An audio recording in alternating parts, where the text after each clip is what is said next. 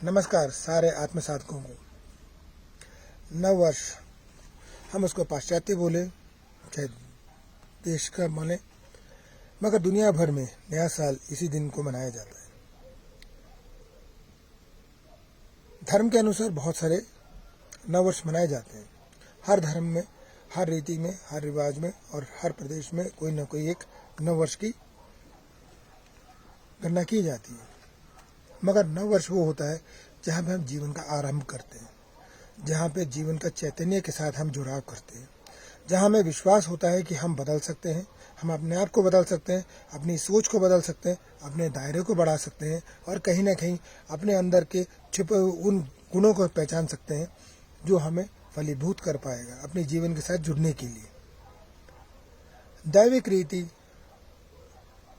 आत्मीय रीति, मनोबल रीति और शारीरिक रीति सब अपने आप में विभिन्न रूप से कारगर हैं। मैं मैत्रेय धर्मशाला से आप लोगों का नव वर्ष के लिए बहुत बहुत हार्दिक बधाई देता हूं और इच्छा जागृत करता हूं और इच्छा जाहिर करता हूं कि ये साल आपके लिए कोई ना कोई एक नया गुण लाए। कोशिश ये होनी चाहिए कि हर साल हर दिन हम कोई ना कोई एक गुण को पकड़ें, उसको समझें, उसकी गहराई तक जाएं, उसको समझ पाएं। और अगर हम देखें पिछले कुछ वर्षों में जिस प्रकार से बीमारियों के साथ हमारा सामना हुआ और बहुत लोग बहुत प्रयासों के साथ उन्होंने कहीं ना कहीं अपनों को खोया और अपनों से बिछड़ते गए। जीवन और मृत्यु दो कोण हैं, बीच में श्वास की एक डोर है, उसके साथ जुड़िए। श्वास को जोड़ना एक कला है, क्रिया है और आत्मीय ढंग है। हम लोग बहुत कुछ करते हैं, हम योग भी करते हैं, मगर हम योग को जीवन में भाग बनाते हैं, हम उसको जीवन नहीं बनाते हैं। श्वास एक क्रिया है जो 24 घंटे चलती रहती है, क्रियात्मक है जो पूर्ण जीवन तक चलती रहती है। जिस दिन आप अणु के रूप में गर्भ में होते हैं और जिस दिन अर्थी में जाने की स्थिति से पहले तक होते हैं, उस समय तक प्राण आपका चलता है। अगर आप प्राण के साथ जुड़ते हैं तो आपका जीवन शैली बदलता है, आपके विचार बदलते हैं, आपकी सोच बदलती है, गहराई आती है। और ये नया साल मैं चाहूँगा कि आप श्वास के प्रति जागरूक हो।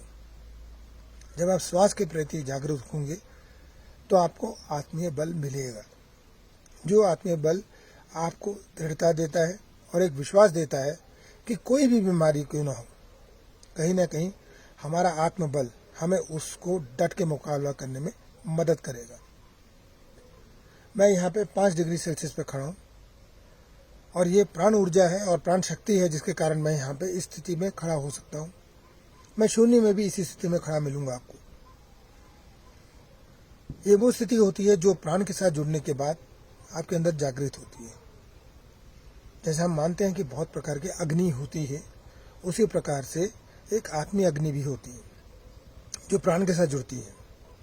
आत्म चिंतन एक रूप होता है, एक अरूप होता है। प्राण उसका रूप है, अरूप आत्मा है। जब हम आत्मा की बात करते हैं, ये वो शक्ति नहीं है जिसको हम कहते हैं कि आत्मा शरीर से चली गई। हम ये मानते हैं प्राण चला जाता है शरीर से। किसके साथ? चित्त के साथ। जब चित्त के साथ जुड़ा होता है तो आपकी प्राण ऊर्जा जागृत होती है। चित्त के साथ जागृत कीजिए प्राण को, ये बहुत ज़रूरी होता है हर जीवन में, हर क्षण के लिए, कि ताकि आपका जीवन सफल हो पाए। नव वर्ष का उद्देश्य ये रहता है कि हम श्वास की क्रिया को समझें, श्वास के अपने खेल को समझें और आपके अपने शरीर के साथ उसको जोड़ें। आप देखेंगे अमूमन बहुत सारी बीमारियां श्वास के विकारों के कारण होती हैं। बहुत लोग थुतला सांस लेते हैं, बहुत लोगों का गहरा सांस होता नहीं है, बहुत लोग एक प्रकार से उसको क्रियात्मक रूप से करने की कोशिश में शरीर को एक दौड़ में लगा लेते हैं।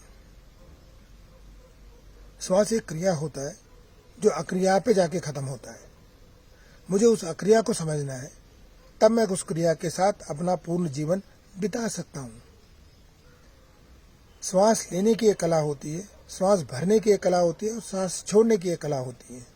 जब आप सांस भरें, कोशिश ये होनी चाहिए कि आपकी ऊपरी गर्दन का भाग, ऊपरी छाती का भाग मध्य छाती का भाग, निचली छाती का भाग, उसके बाद दोनों विस्तार रूप से दोनों तरफ की तरफ छाती का फैलाव, ये श्वास की कला होती है। और आप आराम से कर सकते हैं, चाहे आप दोनों हाथों के साथ प्रयोग करना चाहे आप कर सकते हैं। एक अमूमन हम कोशिश करते हैं जहाँ पे हम क्रिया का इस्तेमाल करते हैं वो किया जा सकता है, जो आपको जीवन में मदद करता है शरीर को ऊर्जावान बनाने के लिए। तो आप मेरे साथ कोशिश कर सकते हैं, जब आप सांस लें हाथ को सामने की तरफ फैलाएं और आगे की तरफ रखें। सांस लें, गहरी सांस लें और जितना गहरा ले सकते हैं उतनी लेती जाए जब तक कि आपको लगेगा ना कि यहाँ पे दबाव फैल रहा है। जब यहाँ पे दबाव होता है तब तक आपको सांस लेना है और सांस छोड़ते हुए उसको फैलाएं, जितना फैला सकते हैं, जितना कोशिश कीजिए फैले, और इतना फैले कि आपके दोनों कंधों का जुड़ा हो। दोनों कंधों में पल्ले होते हैं, अगर आप देखें पीठ के तरफ दो पल्ले होते हैं पैर हाथ के पीछे, और वो दोनों पल्ले जुड़ने चाहिए। खींचिए उस समय तक और तब सांस छोड़िए। फिर वापस लाते समय सांस लेते जाइए और जोड़िए।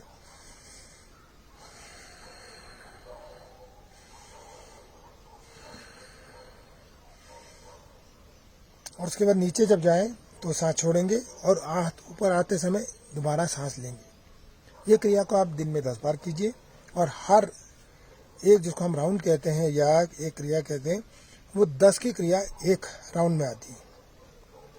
तो 100 बार आपको करना है दिन में एक बार, जिसमें आपको तकरीबन 10 मिनट लगते हैं।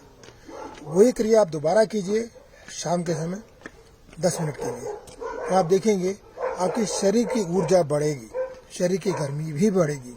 आप देखेंगे छाती में आपका फैलाव बढ़ता है, सांस गहरा जाता है और आप देखेंगे आपकी ताकत भी बढ़ती है।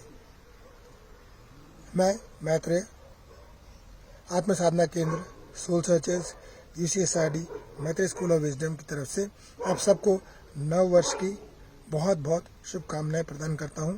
जीवन आपका बहुत ही शांतिमय, सुखमय, सेहतमय बीते। नमन।